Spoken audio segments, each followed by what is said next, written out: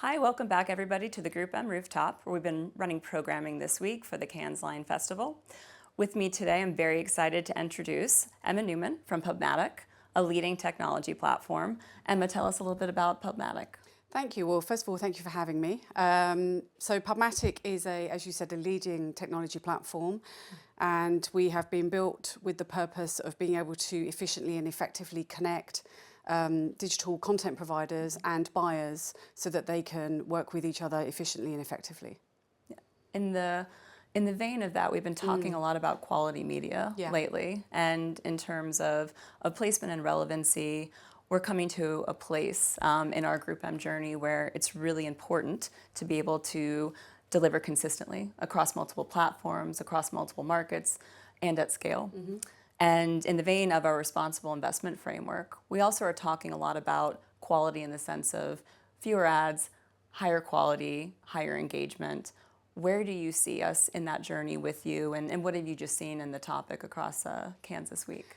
Yeah, I think, well, we've been on the journey with you now for a couple of years, and it started, I remember having a conversation in London probably about 6 or 7 years ago about how can we help GroupM direct their spend in a more responsible way so that you can support that quality journalism, the quality content.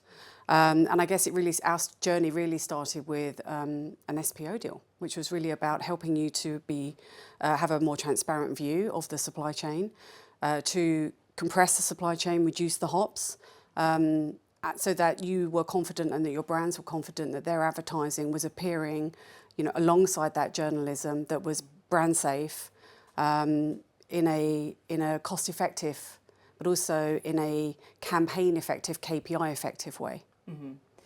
And building a little bit on that, so another theme that you can't ignore from this week is signal loss and concerns around privacy and where AI plays in that space. Where is PubMatic on that journey, and how have we been working on that together? Yeah, PubMatic really has been working on loss of signals now for a number of years, and we've had a team in place that has really been looking at, okay, what does an alternative look like? How can we build for that for the future? I think AI really comes into play certainly around the contextual element of it. So it takes contextual to almost another level. So AI can look at a page, look at the content, look at not just the words, but also the context and I guess the emotion within the page, so that it can then give a deeper, more rich signal back to GroupM and your brand, so that you have more confidence, I think, in the contextual side of things. And that's really where we're seeing AI play a part. Yeah, absolutely. We've also been talking a lot about AI and advancements and efficiencies. On your end, with your teams and the application of the technology, how has that up-leveled or upskilled the company? Yeah, so I think first and foremost, it enables us to drive efficiency in terms of how we manage our infrastructure. So how do we get more out of less? And that really also plays into our element around sustainability. So we're very conscious that the biggest impact that we can have in terms of carbon footprint is our data centers. So how do we use artificial intelligence to optimize those data centers so that we can get more out of those data centers with having a reduced impact on the environment? So that's one way that we've been doing it. Another way is really about how do we optimize the way that we work together. So how do we reduce the supply chain? How does it become more efficient and effective for you? How do we surface those signals that enable you to buy more confidently? So those are two of the ways. And I think really it helps us become more efficient as an organisation. And you mentioned sustainability before, and I know because I looked at your LinkedIn profile, you're a leader in the space. Try to be.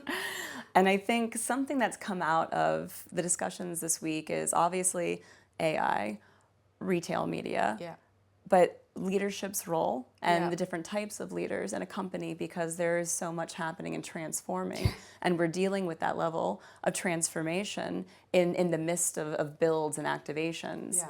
As a leader, how are you inspiring, how are you creating awareness or education within your company so that you have set the stage for the future leaders, for current leaders to be able to take advantage of all the change and be able to apply it in a meaningful way? Yeah, I think that as a leader, you have a responsibility to model the kind of behaviour that you are expecting from your team. I think that, as our industry evolves, and you mentioned retail media and artificial intelligence, and we talk about addressability, and all of these things are on top of what is already quite a complex business anyway. How do you help your teams understand this to a level that they need to be able to understand it, but not so that it becomes so overwhelming that they almost become like rabbits in headlights. And so you have to help your teams to be able to navigate all of that, so that they in turn can then help their customers to navigate all of that. Because I think what we sometimes forget is that we live and breathe this on a daily basis. And the reality is our customers do not, your customers do not. And if it's too complex for them, then, people go, oh God, that's just a bit too scary. I'm just going to go back to what I know. And then we don't move forward as an organisation, as an industry. Innovation gets stifled. So I think first and foremost as a leader, it's about how do you help your teams understand and cut through the noise so that they can help their customers do the same to their benefit. Then I think it's about, again, how do you take your team on that journey? So I often talk about, trying to be the train driver but making sure that they're actually all on the train. So there's nothing worse where you think you've got everybody aligned and the train's out of the station, you suddenly turn, you've left half the team on the platform, so to speak. So it's really about taking the time to make sure that people really fully understand, because it's only with understanding then that they're going to be able to follow you as a leader. Absolutely. I think that makes so much sense. And do you agree that there really needs to be we talk about personalization a lot with AI, but will that help to inform these training approaches and advancements? Oh yeah, 100%. 100%, because first of all, people learn in different ways. Just if you go back to when, we were doing stuff way back in the day and you say, well, am I a visual leader? Do I learn from doing? Do I learn from reading? Do I learn from listening?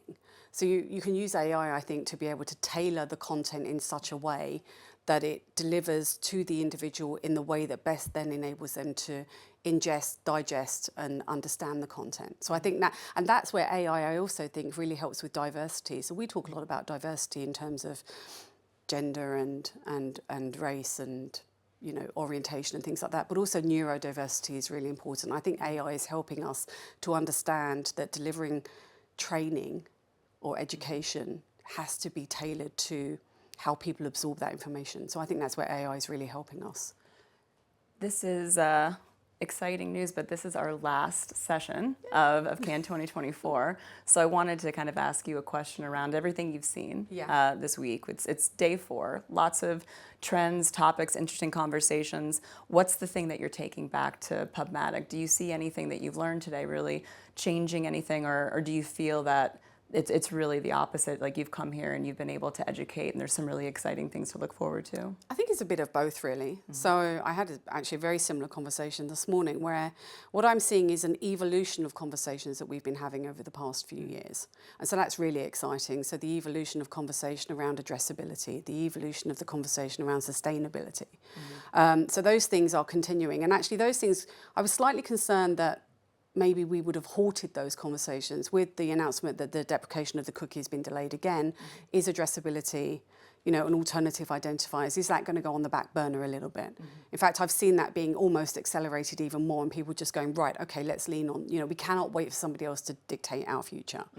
And, when times are challenging, which they have been, both globally but also for the industry, things like sustainability, diversity, I was really worried that maybe they would be sort of put on the back burner a little bit because people hunker down, batten down the hatches.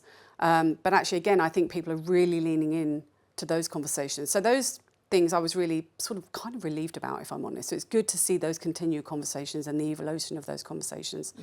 In the areas where I've seen conversations become, I guess, newer conversations with things around retail media. So, and I really like retail media because it's so many different elements that all kind of come together as a Venn diagram, and we can sit in the middle of that and help facilitate all of those individual elements, whether it's on-site, off-site, closed-loop reporting, addressability, data activation. So that's really interesting, and I've seen an acceleration and a maturation of that conversation. I've also seen an evolution in terms of the CTV conversation. So that feels almost like it's become embedded in the way that we do business, but then talking to broadcasters around, okay, how do they bring BVOD into that mix? How do we bring online video into that mix? Do we start to think about telly as telly regardless of the screen? Do we start to think about video as video regardless of the format? And how are people thinking about, well, how do I plan, buy, measure, activate against that?